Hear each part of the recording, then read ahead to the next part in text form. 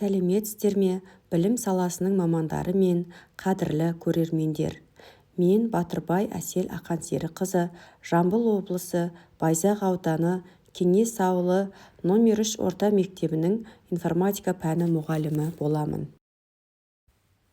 Бүгін сіздердің назарларыңызға 9 сыныпта өткізілген компьютер құнын есептеу тақырыбындағы сабағымды ұсынамын. Сабақтың мақсаты оқушыларға компьютердің негізгі құрамдас бөліктерін ескере отырып, экономикалық модель құруды, сондай-ақ электрондық кесте көмегімен компьютердің жалпы құнын есептеуді үйрету. Сабақтың ұйымдастыру кезеңінде алдымен оқушылармен амандасып, сабаққа қатысушыларды түгендеймін. Содан кейін сабаққа жағымды психологиялық ахуал қалыптастыру мақсатында оқушылар бір-біріне жақсы тілек айтады. Топқа бөлу кезеңінде оқушыларды iMектеп-карт.kz платформасының жасанды интеллект ұсынған кездейсоқ генерациялау әдісі арқылы 2 топқа бөлемін. Бұл әдіс оқушылар арасында әділдікті қамтамасыз етіп, ынтымақтастық атмосферасын қалыптастыруға мүмкіндік береді. Мотивациялық кезеңде оқушыларға келесі сұрақты қоямын. Сырттай бірдей көрінетін компьютерлердің бағасы неге әртүрлі деп ойлайсыңдар? Сондай-ақ Арман компьютері тренингі арқылы әр оқушы өзінің идеалды компьютерінің бір сипаттамасын атап өтеді. Осы арқылы оқушылардың қызығушылығын оятып, сабақ тақырыбына бағыттаймын. Миға шабуыл кезеңінде оқушыларға келесі сұрақтар қойылады. Компьютердің құрамына қандай негізгі құрылғылар кіреді? Екінші, дербес компьютердің бағасына не әсер етеді? Үшінші, экономикалық модель дегеніміз не? Оқушылар өз ойларын ортаға. Осыдан кейін жаңа сабақты меңгеру кезеңіне өтеміз. Жаңа материалды түсіндіру барысында оқушыларға компьютердің конфигурациясын таңдау және пайдаланушы қажеттілігіне қарай бағдарламалық жасақтаманы дұрыс таңдаудың маңызын түсіндіремін. Бұл кезеңде электрондық ресурстар мен презентация пайдаланылады, яғни жасанды интеллектпен дайындаған видео сабағымды көрсетемін. Жаңа сабақты түсіндіріп болғаннан кейін жұптық тапсырма беріледі, яғни жұптық тапсырманың тақырыбы конфигурацияны таңдап құнын есептеу. Бұл тапсырмада оқушылар жұппен жұмыс жасап, кеңсе, ойын, оқу және дизайн бағытындағы компьютерлердің конфигурациясын таңдайды. Компоненттердің бағасын енгізіп, электрондық кесте арқылы жалпы құнын есептейді және өз таңдауларын негіздейді. Жұптық тапсырманы компьютерде орындап болғаннан кейін сергіту сәтіне көшеміз. Оқушылардың назарын шоғырландыру үшін қысқа сергіту жаттығу орындалады. Бұл жаттығуда iMектеп-карт.kz платформасынан алынды. Сергіту сәтінен кейін оқушылар жеке жұмысқа көшеді. Бұл кезеңде әр оқушыға жұмыс парағы ұсынылады. Тапсырмалар оқушылардың алған білімін жеке деңгейде тексеруге бағытталған. Оқушылар берілген тапсырмалар бойынша сәйкестікті орнатады, компьютердің модельдерінің түрлерін анықтайды, пайдаланушының қажеттілігіне қарай бағдарламалық жасақтаманың түрін таңдайды. Жеке жұмыс барысында оқушылар өз бетімен ойланып, шешім қабылдауға және жауапкершілікпен жұмыс істеуге дағдыланады. Бұл тапсырмалар арқылы оқушылардың компьютер конфигурациясын түсіну деңгейі және бағдарламалық жасақтаманы дұрыс таңдау дағдылары бағаланады. Келесі кезеңде оқушылар топтық жұмысқа көшеді. Бұл тапсырмада жасанды интеллект құралдарының көмегімен оқушылардың шығармашылық және сыни ойлау қабілеттерін дамыту көзделеді. Оқушылар өз топтарына сәйкес тапсырма алады. Өздерін компьютерлік дүкеннің менеджері ретінде елестетіп, белгілі бір мақсатты аудиторияға арналған компьютерді ұсынуы қажет.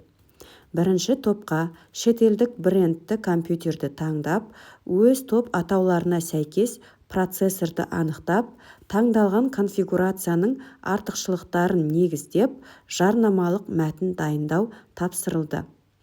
Екінші топқа отандық, яғни қазақстандық брендті компьютерді таңдап, оған сәйкес процессорды анықтап, компьютердің тиімді тұстарын атап өтіп, қысқа әрі нақты жарнамалық сипатта құрастыру тапсырылды.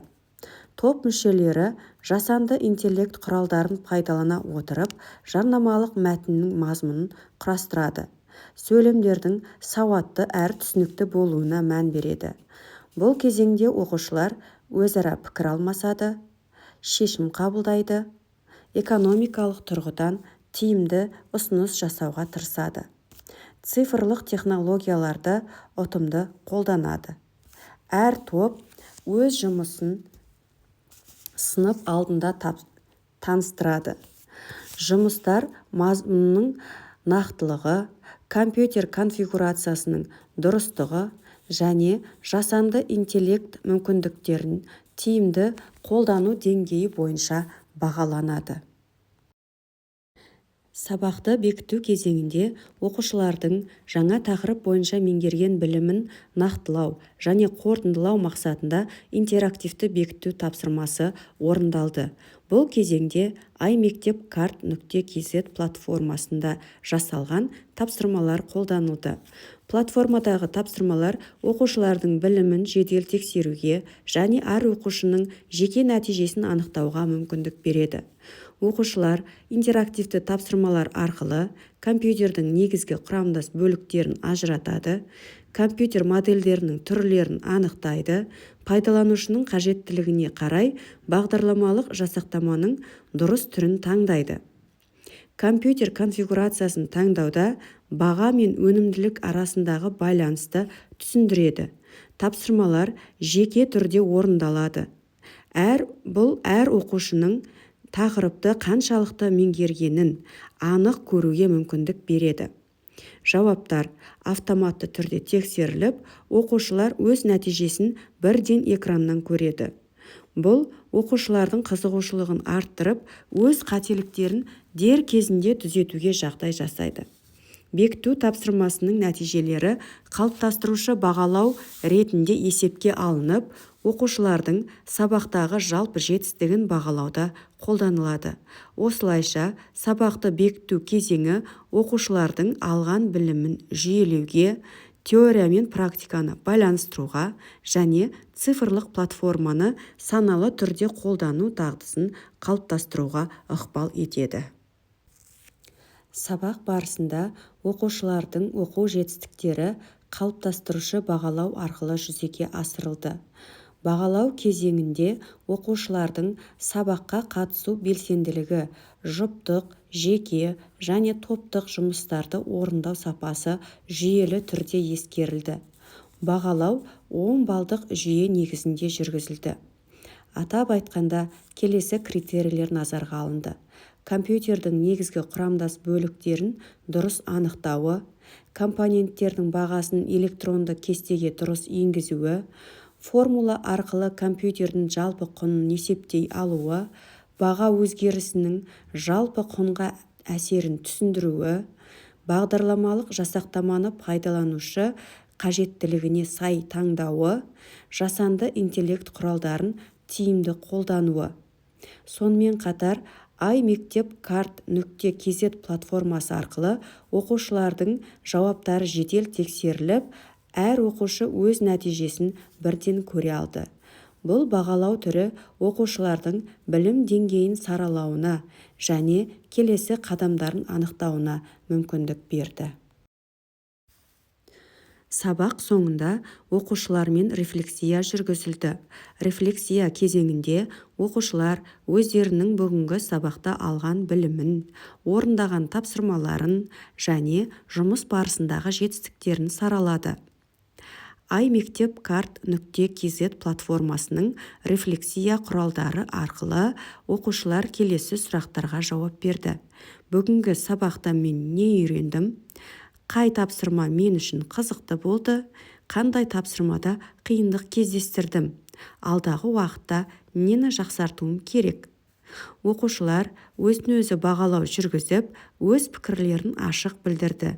Бұл кезең оқушылардың сыни ойлау дағдыларын дамытуға, өз оқуына жауапкершілікпен қарауға және алға мақсат қоюына ықпал етті. Сабақты қорытындылай келе, оқушылар компьютер құнын есептеу тақырыбы бойынша теориялық білімін тәжірибемен ұштастырып, жасанды интеллект пен цифрлық платформаларды саналы әрі тиімді қолдана алды. Назарларыңызға рахмет.